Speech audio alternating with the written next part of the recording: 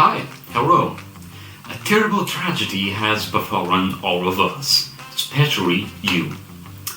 I have lost my beard, and I cannot seem to find it. Before we start the video properly, I do want you to bear in mind that despite my silly little egocentric, imperialistic, mildly racist, and sexual persona, this war was pointless and stupid. And if you're a Portuguese person, or Angolan, or from Mozambique, basically from any of the regions that were affected by this war, I'm sorry for the pain you endured.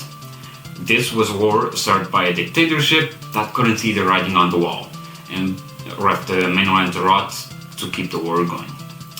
But anyways, let's start. Oh no, it's getting darker, no.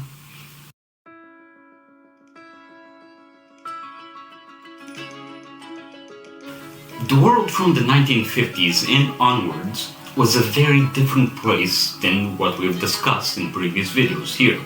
Most importantly for this video is the idea of nationalism. That concept was formed around the early 19th century, and it is what spurred many conflicts, and also what led to the formation of many of the countries that exist today. One key example, Germany. In the 16th century, sure, people may have called themselves Germans from the region of Germany, but ahead of that they were from Saxony or Prussia, Hamburg, or whichever nation occupied the area. So, as expected, the concept of nationalism would spread from Europe to all other corners of the planet, including Africa. Now, I'm not saying that nationalism was the only reason that led to the decolonization movement.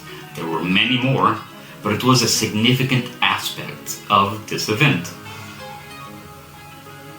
Fridge, I'm gonna fucking kill you. And of course, some colonies gained their independence peacefully, while others did so through wars of independence. One of the most well-known being the Algerian War of Independence against France. The French fought the war and was stalemate militarily, but the writing was on the wall. In fact, one thing that I noticed is that in the years after World War II, Europe had a sort of we're still king shit mentality. A mentality that was broken by the actual king shit, as well as mounting unrest and domestic pressure, as well as international pressure, led to the French withdrawing from Algeria. Now, why did they fight for Algeria while in many other colonies they simply peaced out? Well, it's because they considered it a part of the French metropolitan. A part of France, essentially, and not a colony. Just an excuse, basically. But I think when it really struck Europe that we stopped being king shit, and it was time for the Soviets and the Americans to fill that role, was when the British and the French invaded Egypt. And they were promptly forced to withdraw from Egypt because the fucking commie bastards and sexy Americans told them to. The writing was on the wall, and it was time for Europe to return to Europe. Gradually, bit by bit, colonies acquired independence. Or like I said, at times peacefully and at times violently, as some countries still refuse to let go of old glories, sort of like they're a 30-year-old balding man who peaked in high school and now gets told to leave said high school by the groundskeeper. Turning the clock to the early 60s, most of the world had been decolonized. There were still plenty of colonies, yes, but by and large, those were just small territories or islands that actually became governed as a proper territory and not a colony, or they were given large amounts of autonomy. And yet, there stood Portugal, still with its colonial empire mostly intact. Most of our Indian territories were still ours, Timor-Leste, Macau, and our African colonies were still in our control. But shit was about to get real. First, India. Like the aggressive, subhuman nation they are, invaded territory that was rightfully ours, that was over 1,000 kilometers away, and had Portuguese as the minority population. Lands on a different continent that were rightfully European. India reconquered Goa, Daman, and Diu in 1961, and we subsequently broke off diplomatic ties with them, and almost immediately after, in February 4th actually, the colonial war began.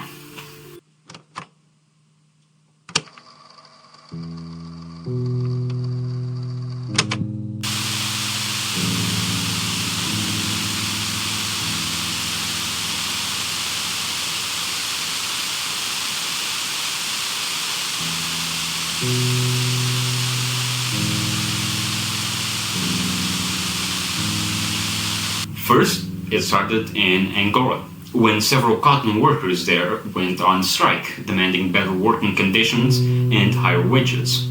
The strike would escalate into a revolt, one that was brutally suppressed by the government. And how did we respond to this revolt? Well, that's easy. We bombed the fuck out of them. You know, as a developed nation does. And we did so with napalm. But don't worry, just 400 Angolans were killed there.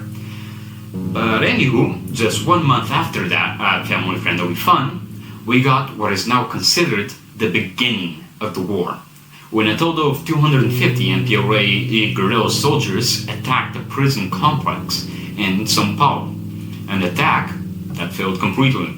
But Portugal once again went on the move, arresting a total of 5,000 Angolans, and even a mob of Portuguese raided some of the shanty towns in Rwanda, killing dozens of Angolans in the process. Regardless of the government's action, the clock had begun to tick, and the war had started. One of the first major events happened in March, where Holden Roberto, who led the UPA, launched an incursion around the northern end of Angola in the region of Bakongo.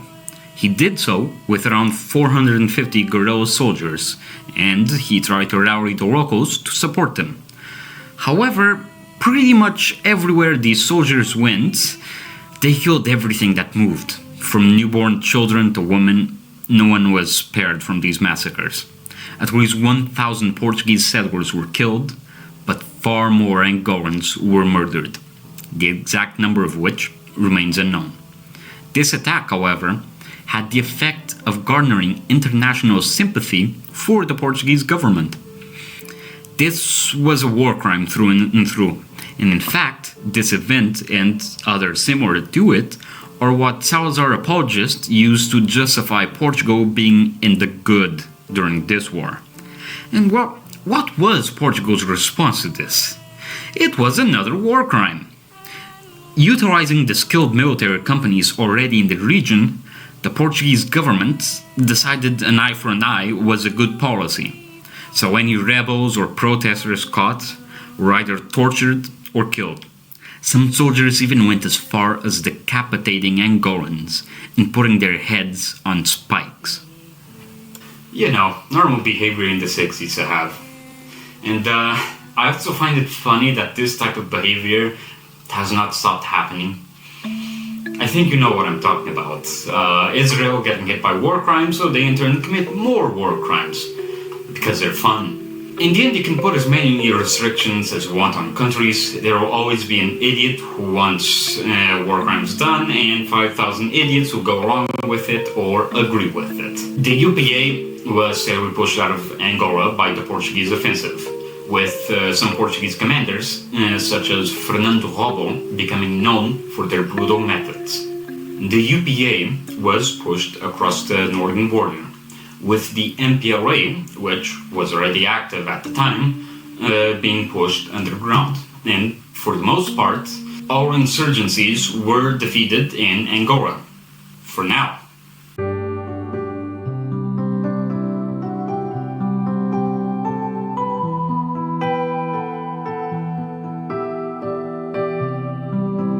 The war had started in Angola, but soon spread to other colonies. For example, in Portuguese Guinea, which is marked somewhat there. That's probably not its correct spot, but who cares? In Portuguese Guinea, the war proved to be its most destructive and difficult for Portugal, as soon after it started there, the Portuguese began losing control of the territory, and after a bit of time, their control was effectively reduced to just a small area of the country, while the local population in liberated areas effectively began to rule themselves. The situation in Guinea only began to improve for the Portuguese in the 60s, when Spinola started several military reforms and a propaganda campaign in the country. This would culminate in 1970, where the Portuguese began a raid to severely weaken the insurgency and capture Amilcar Cabral, the leader of the insurgents. This failed, and in fact, it had the effect of making it so that the neighboring independent African countries start supporting the rebels there. The Soviets themselves even sent a fleet of ships to the area in order to deter the Portuguese from trying any more raids. However, the Portuguese kept trying, like the brave little Hitlers we were. We even assassinated Mr. Badass named Amilcar in 1973, but to no avail. The rebels kept getting stronger, and they even got heavy AA guns from the Soviets to help beat us back. Mozambique, which the map being wrong, being ugly doesn't help a lot for me, but whatever. Mozambique, which should be around here, maybe, was the last African nation to start its independence war, and they were led mostly by the Frelimo group. Attacks from this group started in the Cabo Delgado province in 1964 and later spread to Niassa. The Frelimo stayed on the offensive, finding success thanks to the work of one Samora Machel. However, in 1970, the Portuguese started their own counter-offensive, the results of which nowadays are disputed. Some people see the results as a failure, while others, particularly the people who participated in it, see it as a success. This offensive, which was called the Gordian Knot Operation, was meant to close the Frelimo's routes they used to infiltrate the country from the north and destroy bases the group had in liberated areas.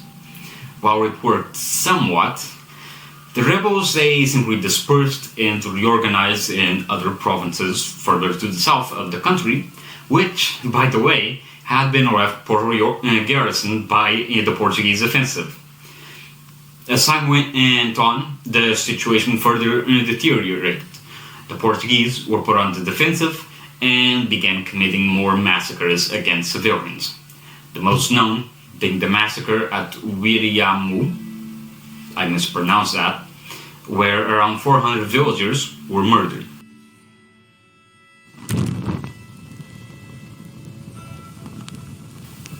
This war would only end with the collapse of the Estado Novo regime, as year after year, the budget of the economy would be diverted from necessary projects in the mainland and archipelagos and go instead to the war. Even when Salazar was removed due to the most hilarious accident an asshole could suffer, Marcelo, who didn't even have a cool name, stepped up to lead the country and continued most of the same policies during the time of Salazar, including the war. The country kept rotting, while an increasingly costly war kept dragging on. Poverty went up, and this aspect led to the formation of the MFA, a group of military officers who opposed the regime and wanted an immediate end to the war and, effectively, the collapse of the dictatorship. These were mostly lower-ranking officers, but doubtlessly officers tired of seeing soldiers arrive in the colonies to fight a war that we didn't even have the technological edge anymore. This, compounded with the increasing international isolation and Portugal becoming an international pariah, led to the Carnation Revolution in the 25th of April 1974. And here is the most important aspect to note when the revolution happened. No one stepped up to defend the regime. The Carnation Revolution was a mostly bloodless coup that was defended only by some members of the secret police. The MFA themselves were shocked by the amount of civilian support received. This is, I believe, due to the extremely effective propaganda machine the regime had, which to its very end did exactly what it was supposed to do: paint a picture of a perfect, incorruptible government and a wealthy and happy population. You know, I remember I once asked my grandmother what it was like to experience this day. And I still remember some of what she told me. Most notably that she knew how rotten the system had gotten. But she didn't know just how bad it got. That no one did anything to defend it. Again, it's probably the propaganda at play. Marcelo and his government fled to Brazil. While Marcelo stayed there for the rest of his life, some members of the government were allowed to return. Half a century of dictatorship had come to an end. The rotting corpse of the dictatorship was finally put down on what is now known as Carnation Day. And it happened without so much as a whimper. Whichever military forces that were not a part of this movement when the revolution started either sat back and did nothing or joined.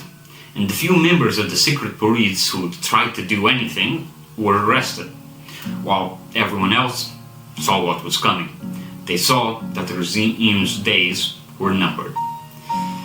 I'm somewhat sure that Salazar wanted to keep the glory of the Portuguese Empire. I think that's why we refused to leave the colonies and fought to keep them, to keep whatever shred of relevance we had left. But frankly, it's better to vanish from the world stage with an intact economy and a population that hasn't suffered through war than be the talking point for one giant blunder after another.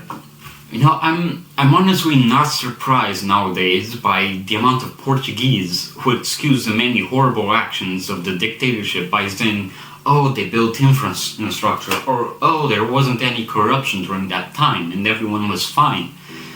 They're in effect glorifying those days. The truth is that in Portugal and frankly everywhere else, we're once again going through difficult times. We have a war in Europe between two countries for the first time in a long time, while in Portugal specifically, nearly 16% of the population is living with less than 500 euros a month. Our schools are literally rotting away, prices are on the levels of Northern Europe, while our wages certainly aren't anywhere close to the wages in Northern Europe. Times are getting increasingly more rough again. And because of that, people have a tendency to turn to far-right political figures. It stops being about whether politicians advocate for civil liberties or if they lower taxes or whatever, and instead it starts being about something different. If what they offer you is different than the shithole you experience.